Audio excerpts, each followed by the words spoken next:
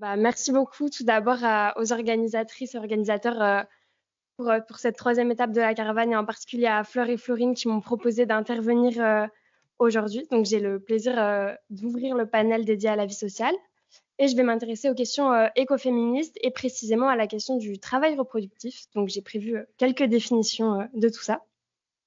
Puisque chez les décroissants et les décroissantes, la question du travail, elle est quand même assez centrale, mais la question du travail reproductif, elle est plus discrète. Elle n'est pas absente, mais elle est plus discrète. Donc, pour exposer d'où je parle, moi, je suis doctorante en histoire et je travaille sur les médias féministes aux États-Unis dans les années 70 et 80. Donc, pas du tout spécialiste des questions écoféministes à la base.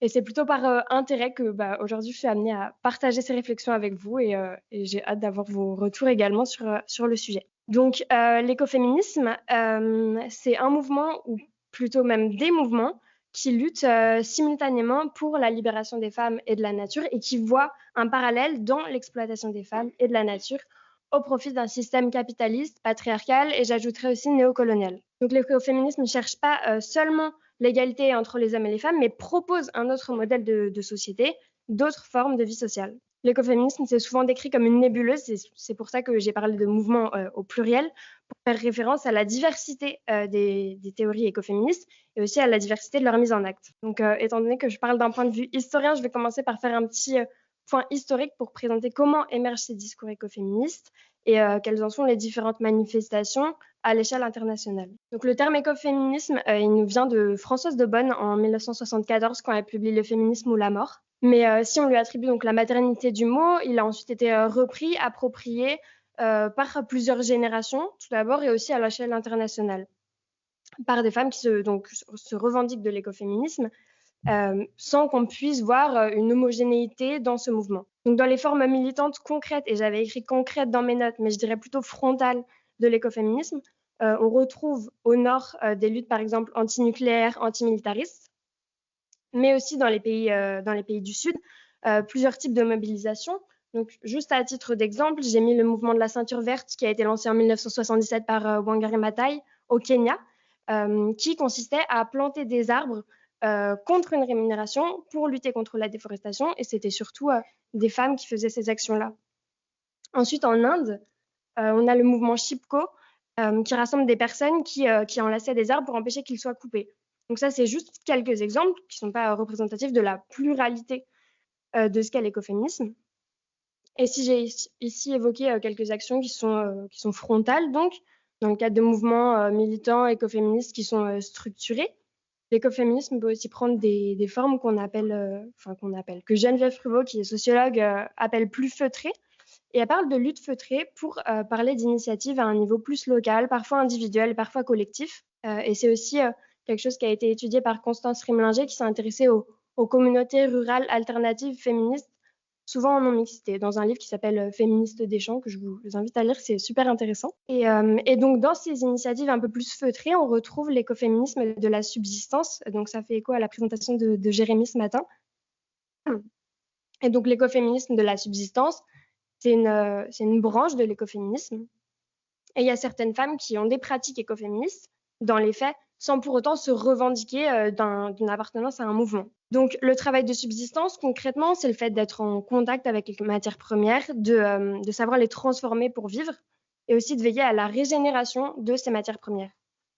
Donc, concrètement, le travail de subsistance, en fait, ça nous permet d'avoir une vue d'ensemble sur la chaîne de production qui nous permet à la fin d'avoir des objets consommables, qu'il s'agisse par exemple de l'alimentation, mais aussi des habits par exemple. Donc ça va être avoir accès à un champ, trouver les graines pour planter le poireau, l'arroser pour ensuite pouvoir le récolter, le laver, le couper, le cuire, le transformer. Tout ça, ce sont par exemple des pratiques de subsistance.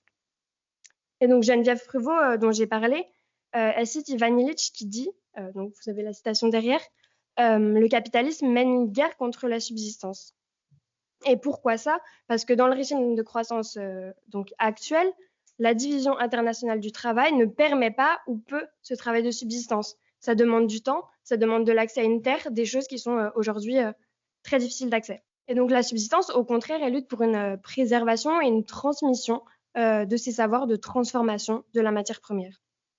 Et avant la naissance du capitalisme, le travail de subsistance, donc que je viens d'évoquer, ça constituait la base de l'économie et c'était tant réalisé par les hommes que par les femmes. Et ensuite, c'est avec l'arrivée du capitalisme qu'on a vu une transformation en fait, dans ce travail et qu'on a vu progressivement un confinement des femmes dans l'espace privé, ce qui n'était pas le cas auparavant, puisqu'elles travaillaient dans les champs. Et je ne veux pas du tout en dresser un portrait idyllique, ni effacer tout le dur labeur que ça nécessitait. Mais ce travail donc, de subsistance, il s'est progressivement transformé vers un travail qui est domestique, où souvent la mère de famille est devenue une consommatrice et elle est encouragée à consommer, mais elle n'est plus une transformatrice de la matière première. Et donc Geneviève Pruvot, elle explique qu'on est passé de sociétés de subsistance à des sociétés de production avec cette révolution industrielle au XVIIe et XVIIIe siècle. Et donc c'est ce dont je vais parler là, toutes ces activités quotidiennes qui sont nécessaires à notre survie et qu'on appelle le travail reproductif. Et donc j'ai pu voir que dans les festifs cette année, vous aviez discuté de l'utilisation du terme de travail, que vous aviez discuté de travail ou du terme d'activité plutôt. Et donc, je vais développer pourquoi les écoféministes utilisent le terme de travail, en tout cas tant qu'on est dans une société de croissance. Donc, pour définir ce qu'est le travail reproductif, je vais commencer par dire ce qu'il n'est pas, à savoir du travail productif. Et le travail productif, c'est aujourd'hui le travail qui est rémunéré. Parce qu'il est rémunéré, il est valorisé. Et donc, cette sphère de production, concrètement, ça correspond à tout ce qui est sur le marché. Et le travail donc reproductif, lui, ça regroupe une série d'activités sur lesquelles je vais revenir. Et à l'origine, il a surtout été théorisé par les féministes marxistes comme étant le travail nécessaire à la reproduction de la main-d'œuvre. Donc concrètement, pour dire ce qu'est le travail reproductif, il s'agit de répondre à la question suivante: de quoi a besoin la force de travail pour se maintenir et pour se renouveler? Donc la première chose étant de produire la force de travail, c'est-à-dire faire des enfants. Qui sont la future main-d'œuvre, d'être nourri, idéalement plusieurs fois par jour, d'avoir des habits à mettre le matin, qu'ils soient propres, de vivre dans un environnement entretenu pour avoir une bonne hygiène de vie. Donc, ça va être faire le ménage, de recevoir de l'attention, du soin dans le quotidien. C'est ce qu'on appelle les activités de care, et certaines écoféministes étendent cette notion de care pour parler du fait de prendre soin du corps, de nous-mêmes, mais aussi de l'environnement. Et donc ici, je vous ai mis une petite archive d'un magazine féministe français qui s'appelle Le Torchon Brûle, qui a été publié en 1971, avec une liste de ces activités de travail reproductif. Et donc, ces activités, elles sont parfois qualifiées d'activités de reproduction sociale plutôt que de travail. Et c'est justement ces féministes, ces écoféministes, les féministes marxistes, les féministes socialistes, qui permettent, qui défendent l'idée qu'on parle de travail et qui le visibilisent. Elles disent qu'en fait, ce travail productif, donc je reviens à la slide suivante, il n'est pas à part du système capitaliste, mais il permet justement de le maintenir. C'est une condition du succès du capitalisme. Puisque pour que les ouvriers puissent passer un maximum d'heures à produire quelque chose dans les usines, il faut qu'il y ait quelqu'un pour les nourrir le soir quand ils rentrent chez eux. Et donc, avant la révolution industrielle et la mise en place du capitalisme en tant que système, il n'y avait pas cette division entre le travail productif et le travail reproductif que je viens d'évoquer, puisque dans les sociétés paysannes, les femmes, elles avaient toutes des savoirs nécessaires à la production de cultures agricoles qui étaient à la fois consommées dans le foyer, ce qu'on appelle des pratiques d'autoconsommation, et elles pouvaient vendre l'excédent de la production, ce qui leur permettait aussi d'avoir une valorisation financière de leur travail. Et ensuite, c'est donc le capitalisme qui a produit cette division entre le travail productif et reproductif, en encourageant une spécialisation des femmes dans le travail domestique, qui en plus est progressivement perçu comme une corvée, alors qu'auparavant, elles réalisaient des activités de subsistance. Et donc ces activités, elles se retrouvent progressivement dévalorisées puisqu'elles ne servent pas a priori le capital et elles ne visent pas une croissance économique, contrairement à la sphère de production. Et donc ce travail reproductif, il était aussi dévalorisé puisque naturalisé, c'est-à-dire qu'on l'associe à des compétences qui sont vues comme naturellement féminines. On y voit une dimension innée, comme si les femmes, et je cite une sociologue qui s'appelle Éléonore Lépinard, comme si les femmes étaient programmées biologiquement en vue de les accomplir. Donc ces tâches de travail reproductif. Et c'est des activités qui ne sont pas considérées comme du travail, puisque l'arrivée du capitalisme a transformé notre rapport au travail. Ce qui est rémunéré est considéré comme du travail, alors même que pour le même type d'activité, Ça va être du travail pour les unes, par exemple une femme de ménage qu'on paye chez soi, et pas du travail pour les autres, par exemple pour une mère qui entretient seule son foyer, alors même que c'est les mêmes types de tâches qui sont réalisées et que c'est un travail réalisé dans un temps incompressible, puisque dans les deux cas, voilà, ce temps a besoin d'être le même, qu'il soit payé ou pas payé. Ce travail a besoin d'être réalisé dans la même durée plutôt. Et toutes ces tâches, donc, elles sont en immense majorité réalisées par des femmes dans toutes les sociétés, dans tous les milieux et à l'échelle internationale. Et donc, les écoféministes, elles mettent en parallèle les conséquences du capitalisme sur les femmes et la nature et cette évolution du travail des femmes lors de la révolution industrielle. Elle correspond à, comme le dit l'historienne qui s'appelle Caroline Merchant, à une évolution de la perception de la nature. La perception de la nature, elle passe d'une terre nourricière à une matière inerte. Donc, en gros, le capitalisme a transformé notre rapport aux activités de reproduction sociale, au travail reproductif, et aussi à la nature. Donc, ce que j'appelle RI, c'est Révolution industrielle. Et donc, il y a un schéma assez connu de Mariamis que Jérémy a cité ce matin, qui est une écoféministe marxiste allemande, qui permet de comprendre un peu mieux l'exploitation capitaliste du monde en prenant en compte humain et non humain, ce qu'elle appelle iceberg. On aime bien les icebergs aujourd'hui. Et donc, le titre traduit, ce serait modèle en iceberg des économies patriarcales capitalistes. Et c'est un schéma qui a été très bien repris par Jeanne Burrière-Goutal dans la BD qui est en vente en librairie qu'elle a réalisée avec Aurore Chapon. Elle en a fait une version en 3D, en couleur. Voilà. Et d'ailleurs, le titre, merci. Le titre qu'elle propose, c'est Capitalisme patriarcal néocolonial, ce qui n'est pas dans le titre de Mariamis. Et donc, tout ce qui serait en dessous de la ligne serait du travail dévalorisé, sous-payé, pas ou peu reconnu. Et le haut, donc travail salarié et capital, c'est ce qui correspond à la sphère de production, ce qui est valorisé et rémunéré. Donc, concernant les apports écoféministes, concernant le travail reproductif, donc pour revenir aux années 70, dans les pays occidentaux, on a assisté à une arrivée massive des femmes sur le marché du travail, alors que dans les années 50, il y avait toute une construction de l'idéal de la femme au foyer. Et ça m'a fait réfléchir à cette notion de femme au foyer, petite parenthèse, mais en fait, on pourrait plutôt dire femme pour le foyer que femme au foyer, parce qu'en fait, une femme au foyer passe pas tout son temps au foyer. Faire les courses, c'est à l'extérieur, mais c'est pour le bien du foyer. Et donc, alors que les féministes libérales, elles voient une forme de victoire dans cette arrivée sur le marché du travail, puisque les femmes peuvent progressivement accéder à des positions de pouvoir et une indépendance financière, les écoféministes à tendance marxiste, elles y voient un leurre qu'elles dénoncent, puisque alors que les femmes étaient exploitées de façon invisibilisée dans les foyers, elles doivent à présent se faire exploiter par le système capitaliste qui les rémunère, tout en les maintenant généralement dans des positions subalternes, puisqu'en fait, il y a un plafond de verre qui les empêche factuellement d'accéder facilement à des positions de pouvoir, et donc elles arrivent rarement au sommet de la hiérarchie dans les entreprises. Et en parallèle, elles continuent d'avoir la charge du travail reproductif. Donc ce que les écoféministes marxistes dénoncent, c'est cette double exploitation féminine en milieu salarié et capitaliste, mais aussi dans le foyer. Et donc, en plus de voir la libération des femmes par le travail, enfin, le fait de voir la libération des femmes par le travail dans les années 70, c'est en plus ne pas tenir compte des situations des femmes précaires et racisées qui, en fait, elles, travaillent au dehors du foyer depuis bien longtemps. Donc, en fait, parler de libération des femmes par le travail de les années 70, c'est la libération des femmes blanches de classe moyenne, globalement, dans les pays du Nord. Et c'est pour ça que les écoféministes intersectionnelles tiennent un discours un peu différent, puisqu'elles veulent une libération des femmes à l'échelle globale. Donc l'intersectionnalité, petit schéma, c'est le fait de prendre en compte l'accumulation des oppressions exercées sur un individu, expérimentées par un individu.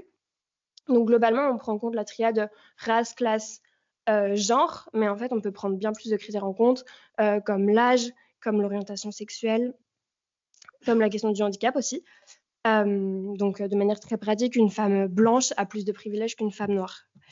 Et donc, pour les écoféministes intersectionnelles, l'objectif, c'est de libérer les femmes au nord comme au sud. Et la solution, c'est pas de se débarrasser du travail domestique en le faisant faire à des femmes de ménage qu'on va rémunérer, qui sont souvent des femmes immigrées et précaires. Ici, j'insère juste une petite citation de Jeanne Burrière-Goutal, que peut-être certains d'entre vous ont vu à la première étape de la caravane à Paris, qui écrit donc dans un article, dans un chapitre, l'écoféminisme régression ou révolution. La division actuelle du travail en atteste, c'est en confiant ces tâches à d'autres femmes, travailleuses du Caire, paysannes, ouvrières du tiers-monde, mères porteuses, que certaines peuvent y échapper, reproduisant ainsi le modèle patriarcal traditionnel et sa logique coloniale. Et la solution, c'est pas non plus la technicisation du monde, puisque la commercialisation au moment de l'après-guerre des machines à laver, d'aspirateurs, d'autres produits d'électroménager, ça a certes permis un allègement du travail reproductif pour les femmes, celles qui pouvaient se permettre d'acheter ce type de choses. Mais en fait, ça l'a permis au détriment de l'environnement. Et donc, d'un point de vue écoféministe et décroissant, la solution, c'est pas non plus la modernisation de nos modes de vie. Elle propose plutôt de considérer les enjeux écologiques tout en valorisant ce travail reproductif. Et dans les années 70, il y a certaines théoriciennes marxistes, dont fait partie Silvia Federici ou encore Maria Rosa Dalla Costa, qui proposent de rémunérer le travail domestique. C'est le mouvement Wages for Housework, donc des salaires pour le travail reproductif, pour le travail domestique. Et c'est une proposition qui a été beaucoup critiquée, y compris par certaines écoféministes qui disaient que rémunérer ce travail, c'est aussi prendre le risque de l'institutionnaliser, donc de régler aucun problème.